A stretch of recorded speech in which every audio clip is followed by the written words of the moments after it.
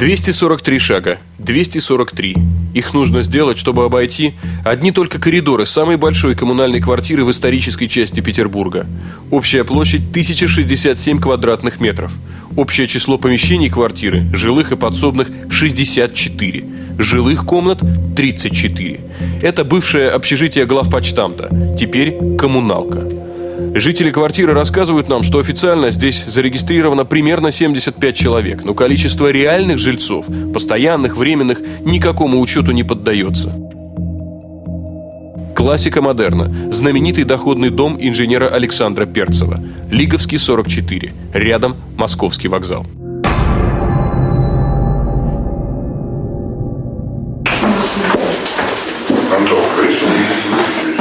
Чего вам здесь надо, а? Девушка, давай, иди отсюда. Ну куда прешь-то? Что надо? Вот я физпозвал, пришел сюда. Чего ты сказала? Да ничего. С ноги получишь. Ночь, полночь, тут пьянки, гулянки, и черти поймешь, кто ходит. Тут же всякую заразу принесут. Извините, они и в душ идут, и в туалет. Воруют. Полотенце. Ну, не оставишь, в окошко выкинут.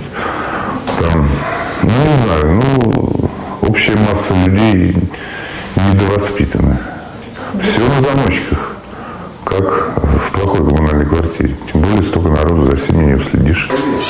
Ну, не могу говорить, когда вот... Ну так сколько можно? Тут, понимаете, проходной двор. Тут приходишь вечером одни люди, завтра приходишь совсем другие, и не знаешь, где живешь. На вокзале, не на вокзале. Ну, такое состояние проходного двора.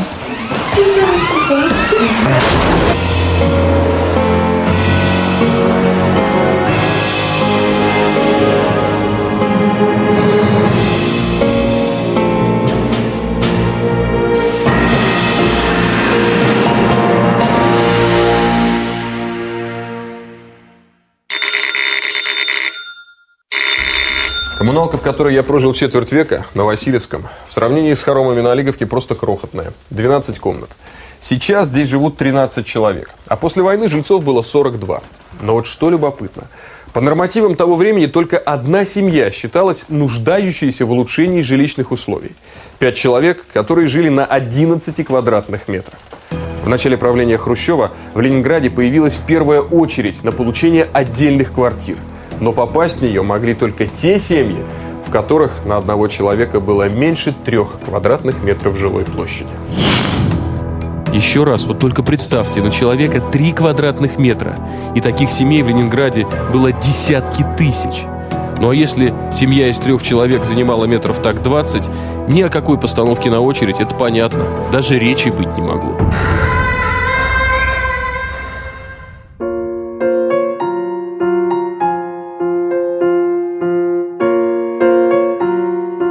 Счетчики, их 5, именно столько семей жило в этой квартире. Она по-прежнему коммунальная, только жильцов стало значительно меньше. В 60-е и 70-е годы в коммуналках жили ленинградцы, которые впоследствии стали мировыми знаменитостями. И один из них, один из очень многих – Иосиф Бродский.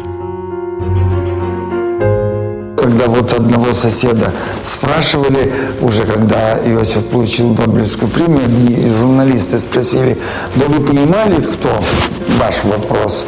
Он сказал: совершенно не могу понять, за что этому Шалопаю дали Нобелевскую премию. Уже в эмиграции в память о своей коммунальной жизни Бродский написал эссе, которое называлось «Полторы комнаты». Все понятно. Одну большую комнату, вот эту, занимали родители Бродского, а там, в углу, за картонной перегородкой, жил сам Иосиф. Здесь был небольшой проход.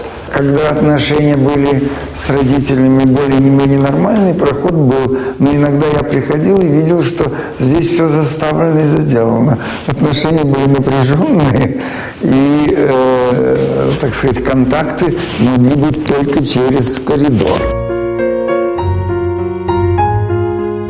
Власти Петербурга уже давно задались целью открыть здесь музей-квартиру Бродского, но сделать это оказалось непросто. Начались типичные для коммуналок проблемы. Большинство жильцов, когда поняли, что их комнатами кто-то интересуется, тут же выставили явно завышенные требования. Например, с человеком, который жил непосредственно в комнате поэта. Представители фонда Бродского вели переговоры аж 11 лет. Его запросы, наконец, удовлетворили, но вот теперь ищут инвестора, который выполнит условия собственницы последней невыкупленной комнаты. Гражданина Бродского, уже отсидевшего к тому времени за тунеядство, власти настоятельно попросили покинуть Советский Союз весной 1972 года. Он вылетел в Вену 4 июня. И вот как раз в то самое время, когда Бродский навсегда прощался с родителями, со своими друзьями, с родным городом, буквально в 2 шагах от аэропорта собрались десятки ленинградских журналистов. Не для того, конечно, чтобы они провожали поэта. Прессу согнали в Купчино для того, чтобы она отрапортовала о начале грандиозного строительного эксперимента. Вот выпуски «Вечерки» за июнь 1972 года. Как головки. Идем на рекорд. По ускоренному графику, в нарастающем темпе, растут этажи, сотворение города и, наконец, последний этаж. Это ежедневные спецрепортажи о новом всесоюзном рекорде. Бригада ленинградских монтажников построила 5-этажный жилой дом на 90 квартир, знаете, за сколько? Всего за 5 суток. Вот без шуток, представьте, 5-этажку построили всего за 124 часа. Купчино, Ульянка, Гражданка. Нового типового жилья в те годы действительно было очень много. Но все же никаких рекордных темпов строительства не хватало, чтобы обеспечить отдельными квартирами хотя бы половину нуждающихся. В очереди нужно было стоять не меньше 10 лет. Правда, у тех, кому не терпелось переехать побыстрее, шанс был. ЖСК придумали еще Хрущевым жилищно-строительные кооперативы. Чтобы наскрести деньги на кооператив, продавали машины, золотые украшения, но все эти жертвы имели смысл.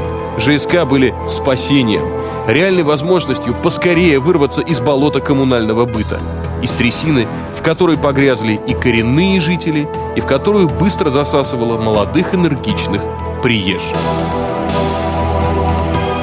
Я впервые, когда увидел на холодильниках висят замки амбарные, для меня это было жутким откровением.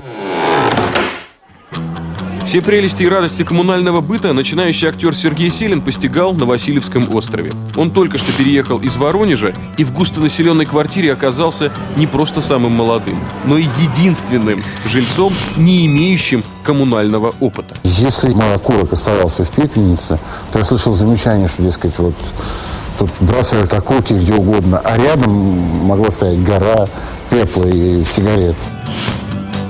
Обвиняли в том, что залили воду, сорвали кран. Все, что происходило в ванной комнате, это происходило по вине моей семьи, но никак не 5 семей, которые были рядом.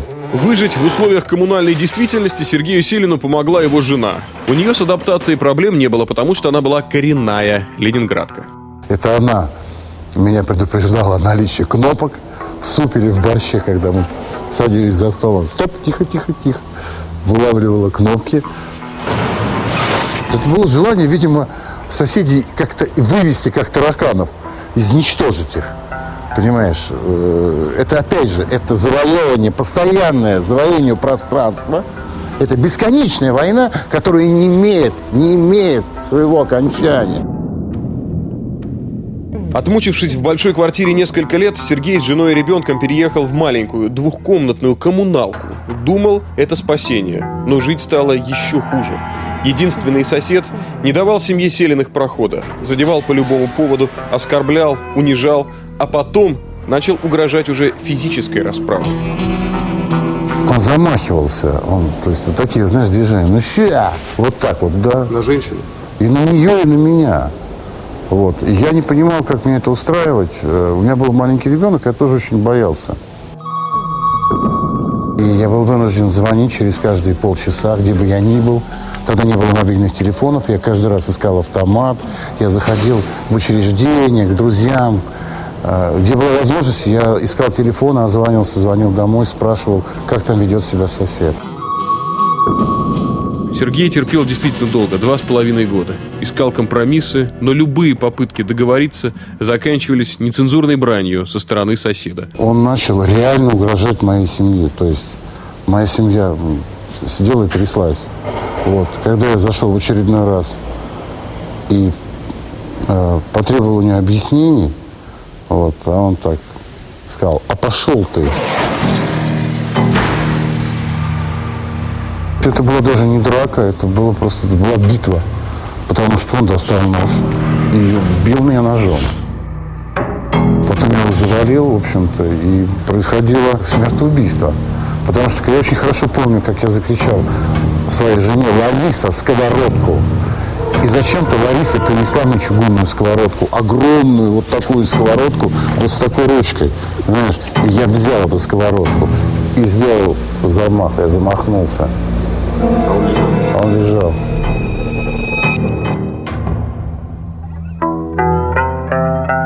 К счастью, он нашел в себе силы остановиться. Иначе Сергей мог просто убить человека, а заодно искалечить жизнь и себе, и всей своей семье.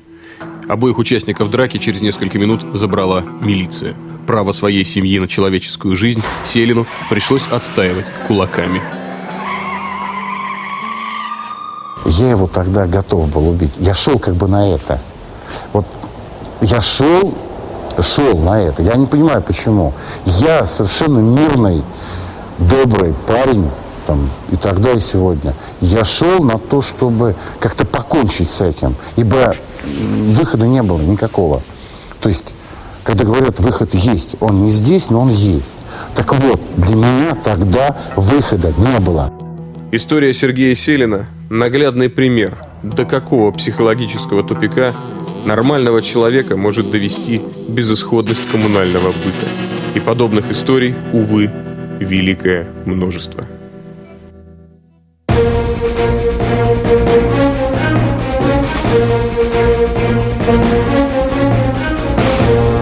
«86-й год. 27-й съезд партии пообещал советскому народу новую жизнь. Вместе с перестройкой, гласностью и ускорением были озвучены обещания, что к 2000 году каждая советская семья будет жить в отдельной квартире. Начиналось все за здравие. В 1988 году даже случилось эпохальное событие. Нуждающимися в улучшении жилищных условий наконец-то признали всех жителей коммуналок. 70 лет живу здесь, не могу никак выехать, потому что это нечеловеческие условия. И эти кадры тоже веяние времени. К концу 80-х годов, опять же, на волне гласности, коммунальные квартиры перестали быть запретной в нашей стране темой. А вот здесь я пойду на кровать. Вот я здесь лежу, здесь окно у меня открыто. Все, больше мне никуда не повернуться. Подобные документальные фильмы в свое время произвели фурор. Не в Ленинграде, конечно, на периферии. Но никак не верилось жителям Челябинска и Омска, Казани и Краснодара, что в колыбели 3 революций треть населения живет вот в таких вот невеселых условиях. Вот так вот прожила всю жизнь. До 2000 года мне не дожить. И этот мыльный пузырь, квартиру, мне не видать. До 2000 года мне не дожить. Даже в конце 80-х ленинградцы еще искренне верили, что в новом веке все будут жить в отдельных квартирах. Но прозрение наступило очень быстро. В начале 90-х, когда в стране было нечего есть, всем стало понятно, что программа «Жилье-2000» провалилась. Строительство бесплатного социального жилья резко пошло вниз. У меня в руках своего рода документ эпохи. Это последние советские планы обеспечения жилой площадью. Так вот, согласно этим планам, люди, стоящие в общей очереди с 1 октября 1979 года, должны были получить отдельные квартиры в 1991 году. Должны были. Жизнь сложилась так, что многие ленинградцы, вставшие в очередь в конце 70-х годов, продолжают стоять в этой очереди до сих пор.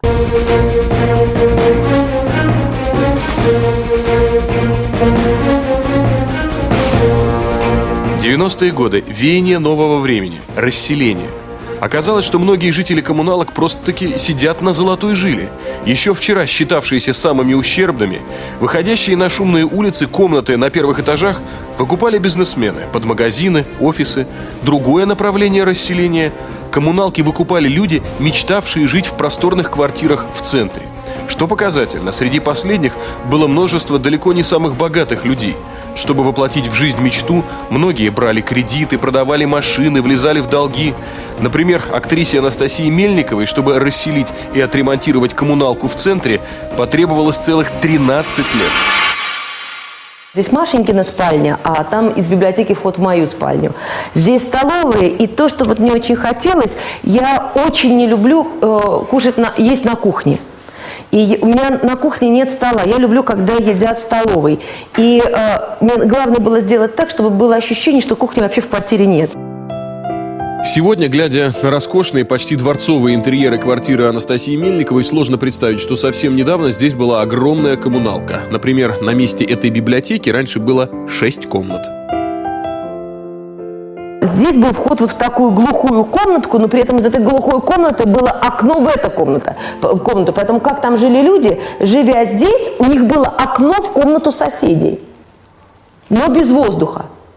Вот это для меня просто был шок. Здесь доски были свалены, тут какая-то помойка просто была свалена. Я вот, переступая через все, подошла к окну, я вот как храм увидела, я поняла, что все, пока я это все не расселю, мне не остановиться.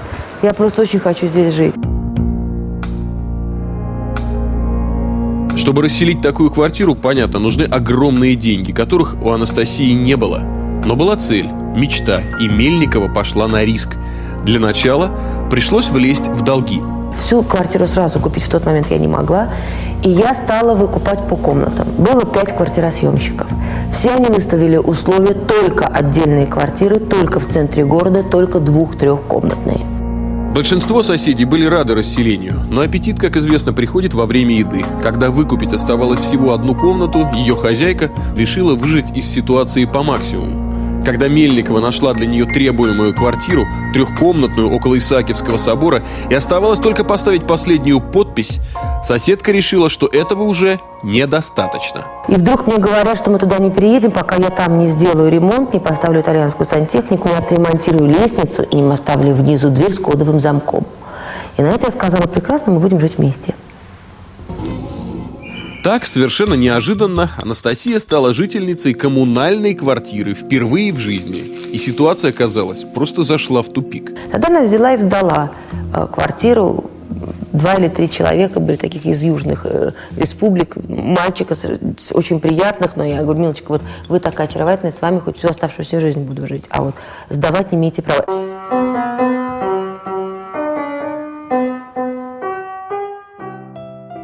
Борьба за комнату коммунальной квартиры продолжалась больше года, но, к счастью, в итоге здравый смысл победил. Несговорчивая соседка согласилась на предлагаемые ей, как ни крути, очень выгодные условия обмена. А Анастасия Мельникова наконец-то почувствовала себя полноправной хозяйкой квартиры своей мечты с видом на Спас на Крови. Мне все хотелось сделать, вот как в Бежиковском дворце, в петровском стиле, поэтому вот эти изразцы, про которые я рассказывала, здесь нет ни одной повторяющейся картинки, они все разные, они каждый сделан вручную. Благодаря целеустремленности заслуженной артистки Анастасии Мельниковой одной коммунальной квартиры в Петербурге стало меньше. И самое главное, 5 семей из коммунальной квартиры переехали в отдельные. Коммунальная квартира для меня – это что-то, чего наших людей лишили, на что не имели права. У них отняли что-то свое. У каждого человека должен быть свой дом. Да, дом – это то, где не стены, а это то, где твои родные, близкие люди, которых ты любишь и которые любят тебя. Но все-таки у каждого человека должна быть своя кухня, свой душ, свой туалет. Это неправильно и порочно мыться в одном месте чужим людям. Это неправильно. До середины 90-х люди, имеющие деньги, расселяли коммуналки весьма охотно. Но вот сегодня поступок и история Анастасии Мельниковой – редкое исключение. Нынче в моде квартиры в новых домах. Аргументы очевидны. В домах дореволюционных рыхлые перекрытия, старые коммуникации и, что очень важно и грустно, как правило, неблагополучные соседи по подъезду.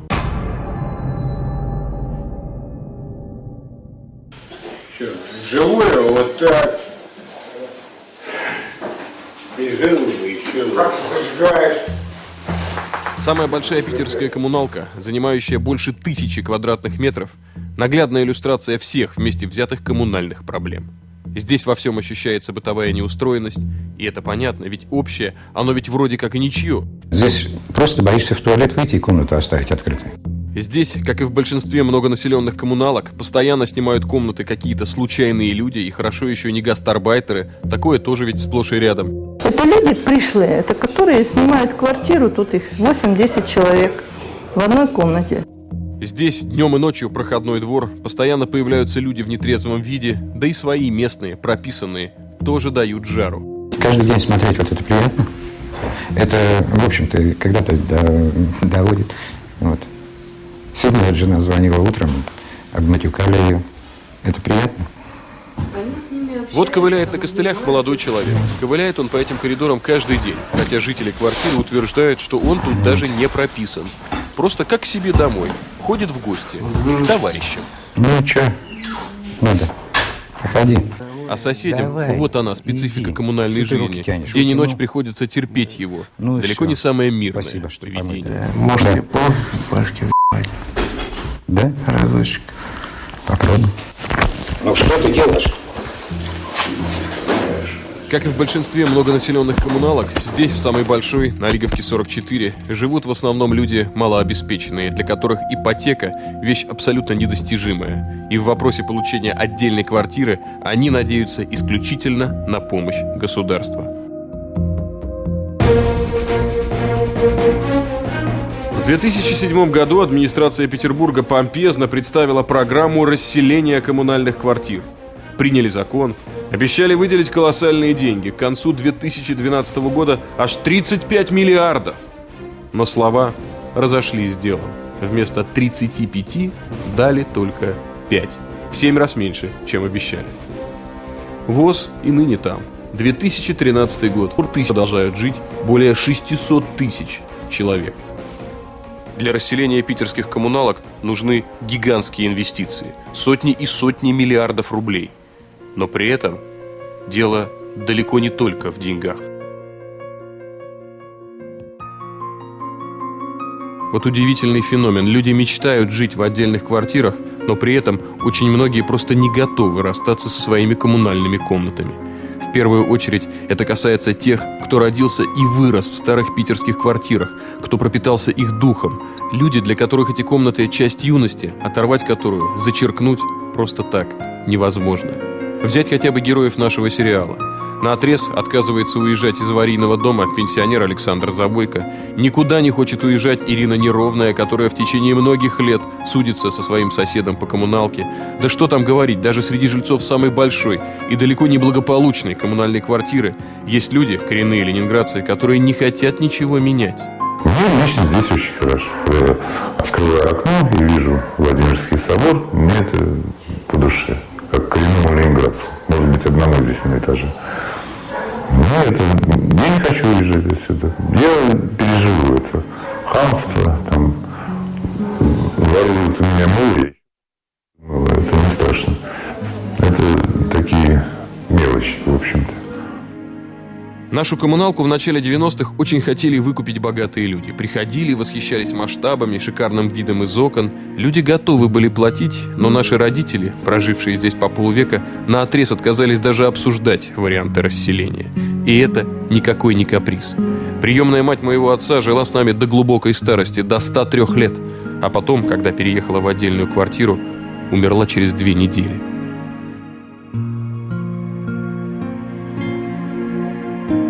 Проблема расселения коммунальных квартир далеко не только нацевая, она гораздо глубже. Это проблема психологическая, ведь для многих людей коммуналки – это, если хотите, малая родина, и не считаться с этим невозможно.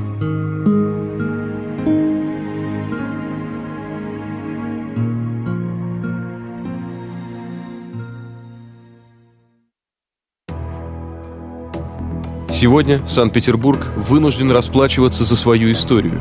Ни в одном другом городе до революции не строилось так много просторных богатых квартир, так много добротных доходных домов. после революции безжалостно превращенных в коммунальные муравейники. Уплотняя и переуплотняя богатые квартиры, распихивая людей по коммуналкам, Ленин искренне полагал, что эта мера временная, пройдет несколько лет, и все будут жить по-человечески. Но мы-то с вами знаем, что получилось по-другому. И вот сегодня, спустя 90 лет, человек, подписавший декрет об уплотнении, Владимир Ильич Ленин, продолжает занимать просторные апартаменты в центре Москвы. А сотни тысяч бывших октябрят и пионеров вместе со своими детьми и вместе со своими внуками продолжают ютиться в придуманных советской властью коммуналках.